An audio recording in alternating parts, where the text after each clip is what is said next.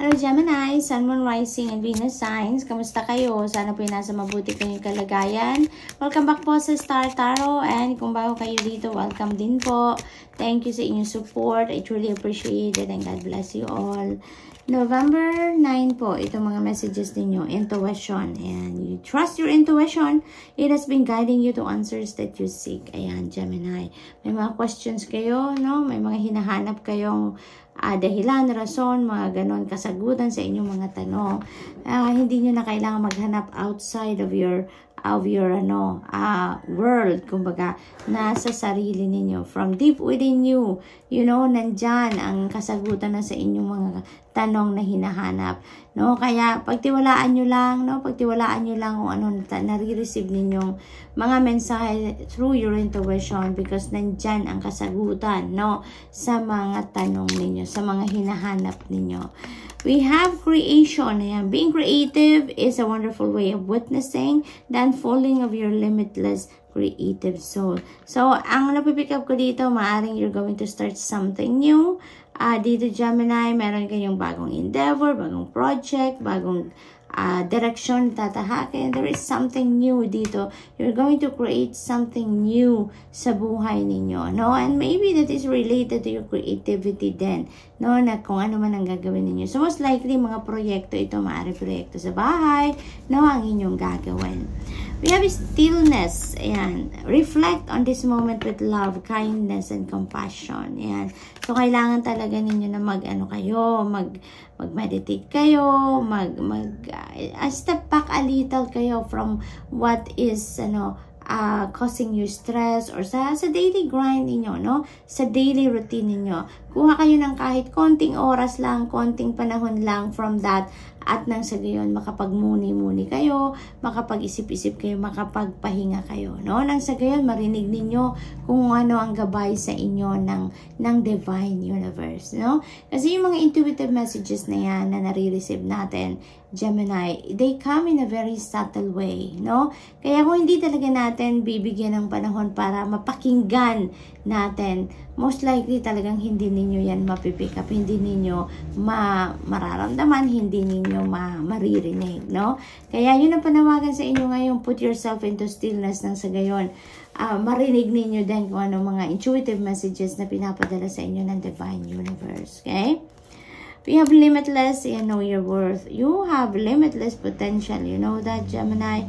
You have so much tricks in your sleeve. Kumbaga, ang dami ninyong talents, skills, and gifts as well na maaaring kailangan na ninyo ngayon na i-embrace. Kailangan na ninyo ngayong i-acknowledge, no? Na meron kayong ganyan.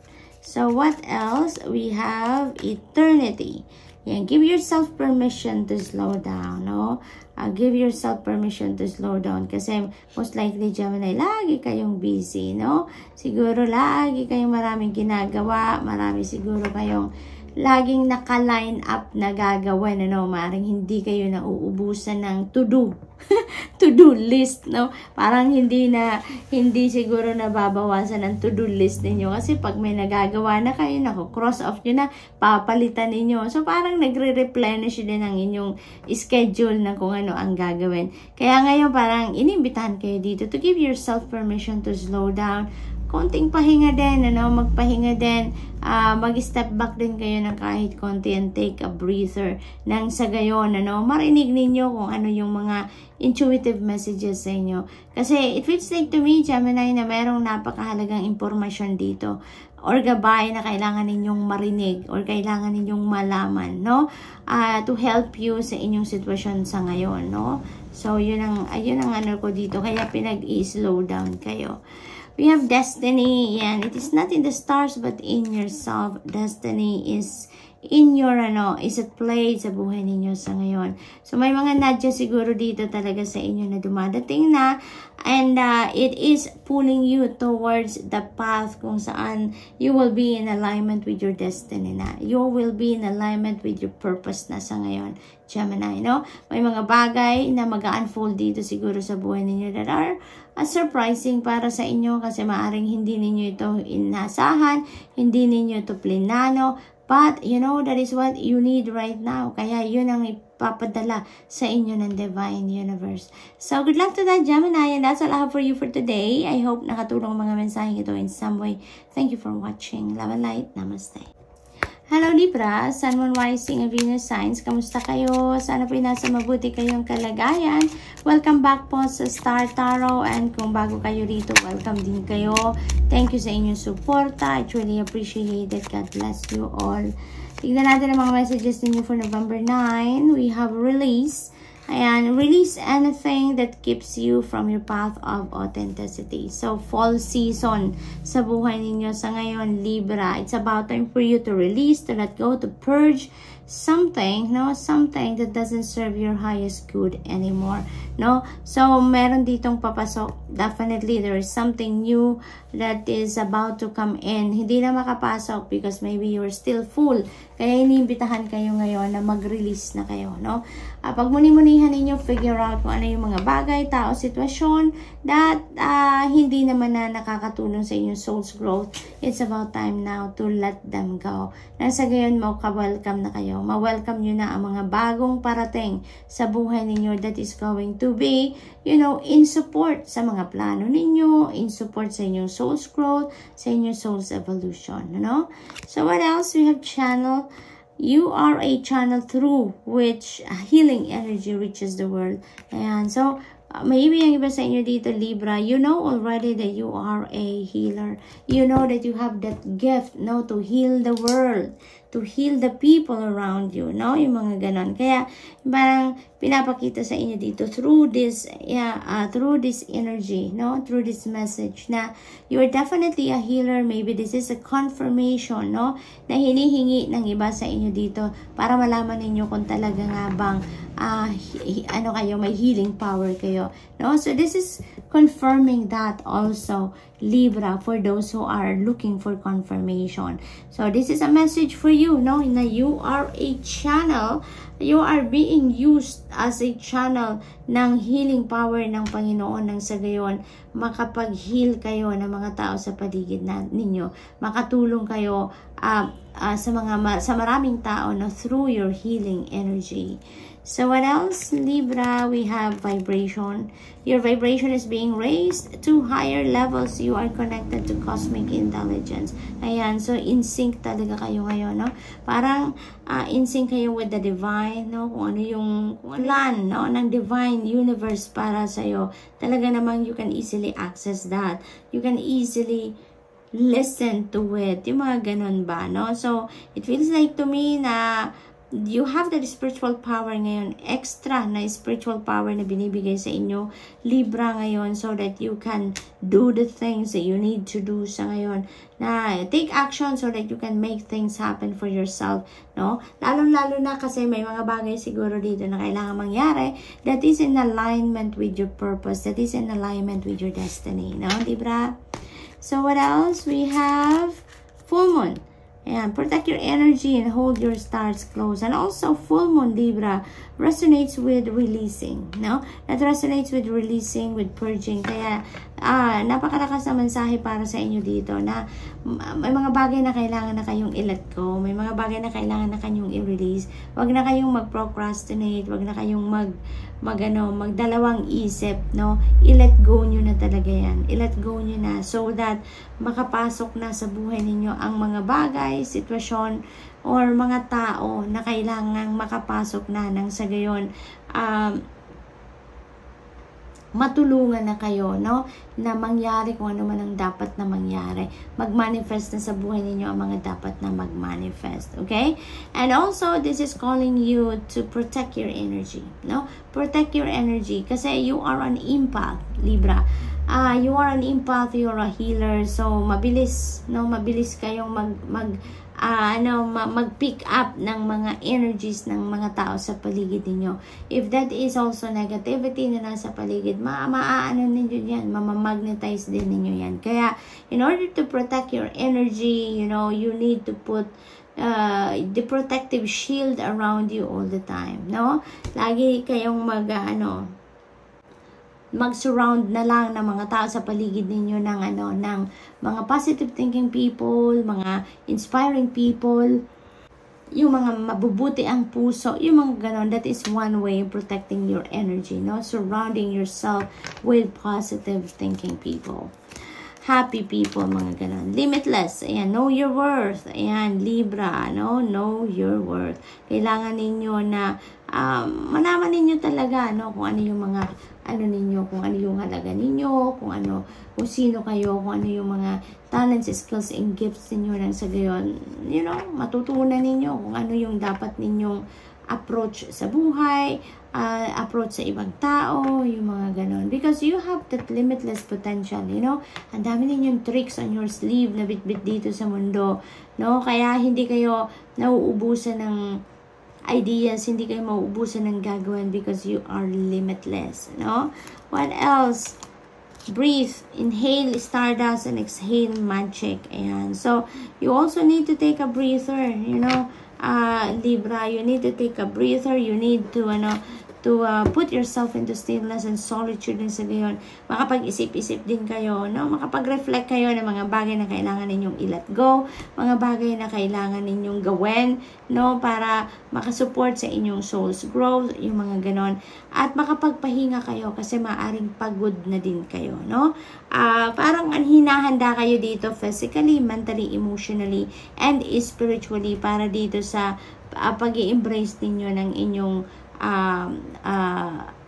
mission or purpose sa buhay. Now, Libra, so that's all I have for you for today. I hope nakatulong ang mga mensaheng ito in some way. Thank you for watching. Love and light. Namaste.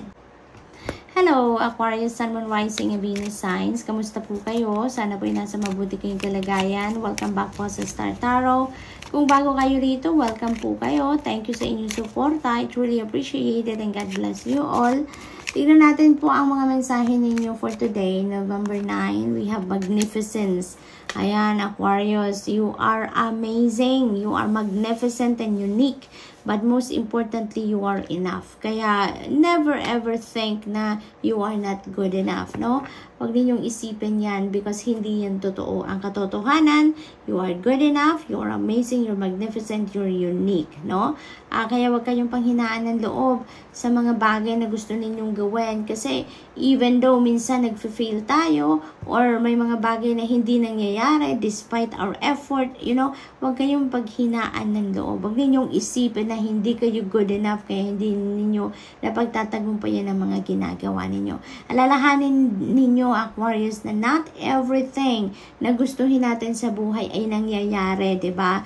On the timeline na gusto natin or in the form na ginugusto natin. Because, alalahanin lagi natin na everything happens in divine order and timing. So, even magsikap tayo, even magtumbling-tumbling tayo para magawa natin ang mga dapat gawin. If it's not meant to happen, hindi pa yun mangyayari. If it's not for your highest good, hindi yun mangyayari. If it's not the right timing pa, hindi rin yun mangyayari. Kaya di ba nga merong kasabihan na kung hindi ukol, hindi bubukol. It's true. Di ba? Kaya ang magagawa na lang natin, just let's continue on with what we think or what we feel is right or what we need to do para nang sabihin makalapit tayo doon sa pag-manifest ng mga gusto nating manifest, mag-i-manifest, no? At saka most importantly, listen to your intuition because dyan pumapasok ang gabay ng Panginoon sa atin. Matutulungan tayo niyan kung ano na ang dapat nating gawin, anong path ang dapat nating tahakin, what we need to do, no? So always listen to your intuition dahil yun ang magdidikta sa atin kung saan na tayo dapat pumunta, ano na ang dapat nating gawin instead of focusing on the things na gusto nating mangyari, 'di ba? Gagabayan tayo na it's about time na mag-step baka muna diyan dahil hindi pa yan ang tamang panahon para mangyari yan. Yung mga ganun ba, no? That is just an example pero yun ang kailangan nating gawin, no? Lagi tayong makinig sa intuition natin, lagi nating pakinggan ang gut instinct natin dahil yan ang magsisignal sa atin kung nasa tamang track ba tayo, yan ba ang tama nating pag-ukulan ng pansin, yan ba ang dapat nating gawin, 'di ba? ba? Laging may signal na binibigay sa atin ang ating intuition, ano? That is the gabay, that is divine guidance for us, okay?